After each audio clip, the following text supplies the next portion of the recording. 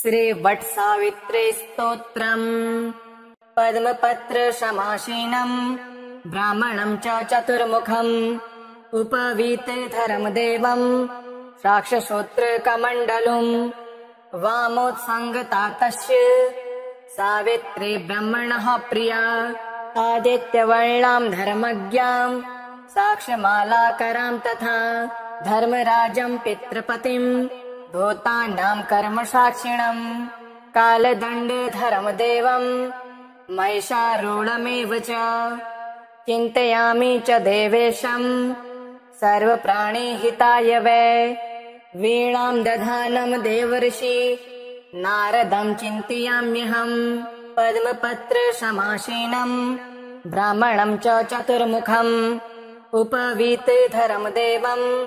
साक्षश्रोत्रकमण्डलुम् वामोत्सङ्गतातस्य सावित्री ब्रह्मणः प्रिया आदित्यवर्णाम् धर्मज्ञाम् साक्ष्यमालाकराम् तथा धर्मराजम् पितृपतिम् भूतानाम् कर्मसाक्षिणम्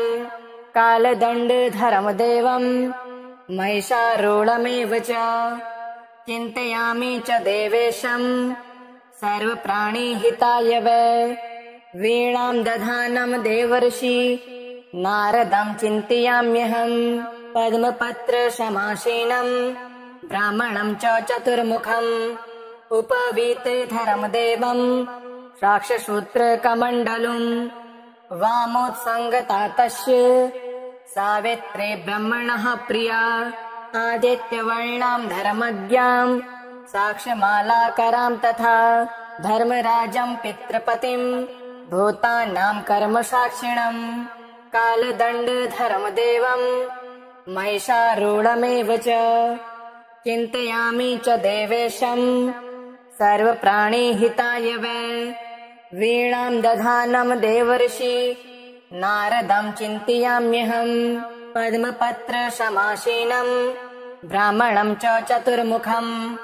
उपवीतिधरम् देवम् साक्षश्रोत्रकमण्डलुम्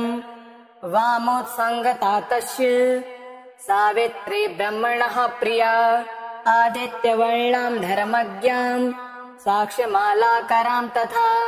धर्मराजम् पितृपतिम् भूतानाम् कर्मसाक्षिणम्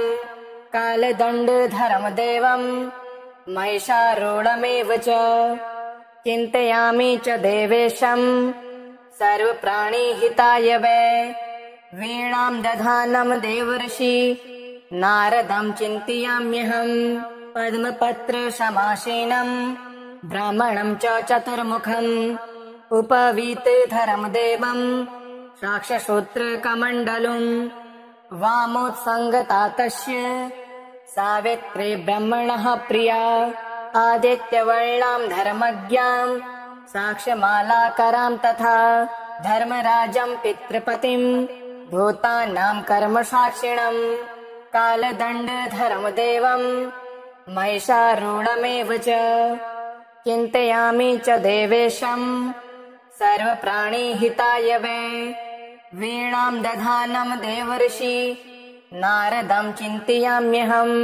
पद्मपत्रशमासीनम् ब्राह्मणम् च चतुर्मुखम् उपवीतिधरम् देवम् साक्षश्रोत्रकमण्डलुम् वामोत्सङ्गतातस्य सावित्री ब्रह्मणः प्रिया आदित्यवर्णाम् धर्मज्ञाम् साक्ष्यमालाकराम् तथा धर्मराजम् पितृपतिम् भूतानाम् कर्मसाक्षिणम् कालदण्डधरम् देवम् महिषारूढमेव च चिन्तयामि च देवेशम् सर्वप्राणिहिताय वै वीणाम् दधानम् देवर्षि नारदम् चिन्तयाम्यहम् पद्मपत्रशमासीनम् ब्राह्मणम् च चतुर्मुखम् उपवीतिधरम् देवम् साक्षश्रोत्रकमण्डलुम् वामोत्सङ्गतातस्य सावित्री ब्रह्मणः प्रिया आदित्यवर्णाम् धर्मज्ञाम् साक्ष्यमालाकराम् तथा धर्मराजम् पितृपतिम् भूतानाम् कर्मसाक्षिणम् कालदण्डधरम् देवम् महिषारूढमेव च चिन्तयामि च देवेशम् सर्वप्राणिहिताय वै वीणां दधानं देवर्षि नारदं चिन्तयाम्यहम् पद्मपत्रसमासीनं ब्राह्मणं च चतुर्मुखम् उपवीतधरं देवं साक्षसूत्रकमण्डलुम् वामोत्सङ्गता तस्य सावित्री ब्रह्मणः प्रिया आदित्यवर्णां धर्मज्ञां साक्ष्यमालाकरां तथा धर्मराजं पितृपतिं भूतानां कर्मसाक्षिणम् कालदण्डधरं देवं महिषारूढमेव च चिन्तयामि च देवेशम् सर्वप्राणिहिताय वै वीणां दधानं देवर्षि नारदं चिन्तयाम्यहम् पद्मपत्रसमासीनं ब्राह्मणं च चतुर्मुखम् उपवीतधरं देवं साक्षसूत्रकमण्डलुम् वामोत्सङ्गता तस्य सावित्री ब्रह्मणः प्रिया आदित्यवर्णां धर्मज्ञां साक्ष्यमालाकरां तथा धर्मराजं पितृपतिं भूतानां कर्मसाक्षिणम् कालदण्डधरं देवं महिषारूढमेव च चिन्तयामि च देवेशम् सर्वप्राणिहिताय वै वीणां दधानं देवर्षि नारदं चिन्तयाम्यहम् पद्मपत्रसमासीनं ब्राह्मणं च चतुर्मुखम् उपवीतधरं देवं साक्षसूत्रकमण्डलुम् वामोत्सङ्गता तस्य सावित्री ब्रह्मणः प्रिया आदित्यवर्णां धर्मज्ञां साक्ष्यमालाकरां तथा धर्मराजं पितृपतिं भूतानां कर्मसाक्षिणम् कालदण्डधरं देवं महिषारूढमेव च चिन्तयामि च देवेशम् सर्वप्राणिहिताय वै वीणां दधानं देवर्षि नारदं चिन्तयाम्यहम् पद्मपत्रसमासीनं ब्राह्मणं च चतुर्मुखम् उपवीतधरं देवं साक्षसूत्रकमण्डलुम्